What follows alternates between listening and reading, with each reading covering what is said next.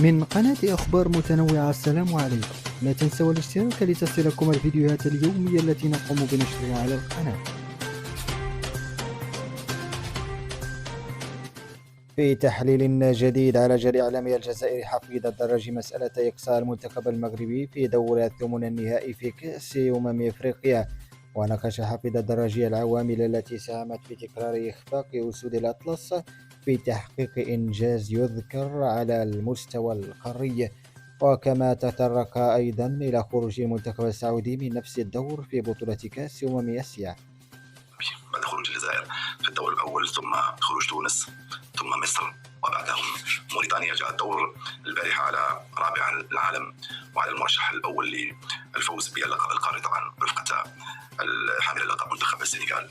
المنتخب المغربي خرج البارحة أمام منتخب جنوب أفريقيا في مباراة كان فيها منتخب جنوب أفريقيا البافانا كان أفضل، كان رائعا في كل شيء، تفوق بهدفين مقابل صفر أمام منتخب مغربي يمكن أن نقول بأنه لعب أسوأ مباراة له في هذه البطولة.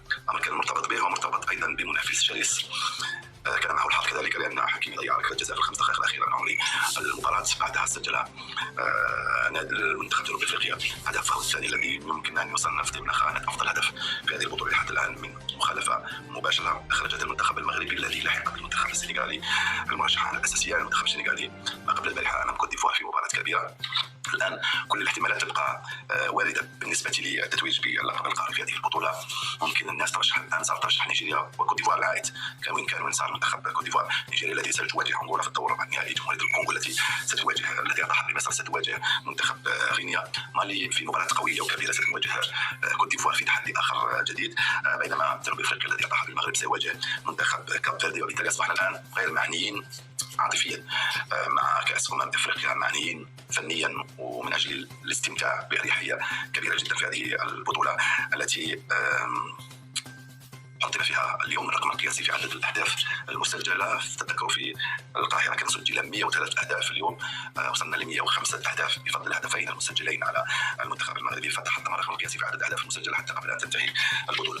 نفس المصير الذي حدث للعرب الأفارقة في نهائيات كأس أفريقيا حدث في الجهة المقابلة، ليس كلية طبعا، في الجهة المقابلة بعد خروج العراق وفلسطين. خرجت البارحة السعودية في مباراة أثارت ولا تزال تثير الكثير من الكلام أمام كوريا الجنوبية. السعوديون كانوا سباقين إلى فتح مجال التسجيل، كانوا يسيرون في المباراة، لا أقول يسيطرون على المباراة، يسيرون في المباراة. شوط ثاني كان رهيب، خاصة من 20 دقيقة الأخيرة كان فيها ضغط عالي كبير جدا من الكوريين على السعوديين.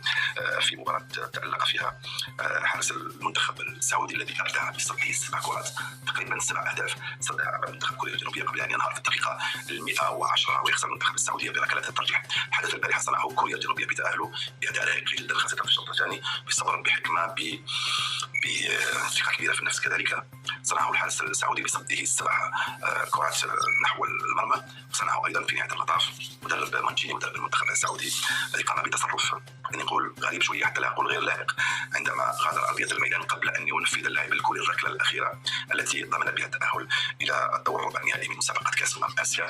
خرج على طول إلى غرف الملابس.